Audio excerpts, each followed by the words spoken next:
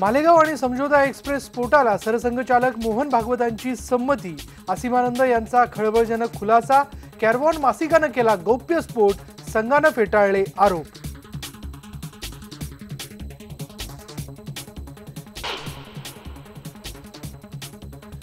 आम आदमी पार्टी सरकारने कॉमनवेल्थ घोटाळ्याचं प्रकरण अँटी करप्शन विभागाकडे सोपवलं। दिल्लीच्या माजी मुख्यमंत्री शीला दीक्षितांना मोठा धक्का।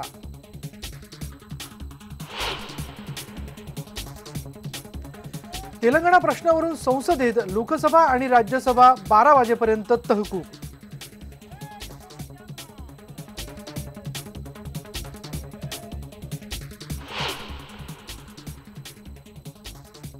कोल्हापूरमध्ये टोल वसुली विरोधात आज बंदची हाक। टोल विरोधातलं आंदोलन तीव्र करण्याचा टोल विरोधी कृती समितीचा इशारा।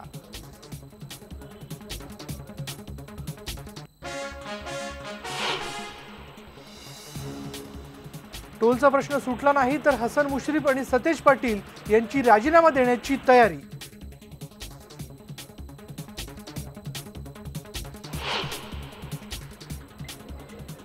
उपमुख्यमंत्री अजित पवारांची जनता दरबारला पुन्हा दांडी। समस्या घेऊन आलेल्या आंदोलनकर्त्यांमध्ये नाराजी।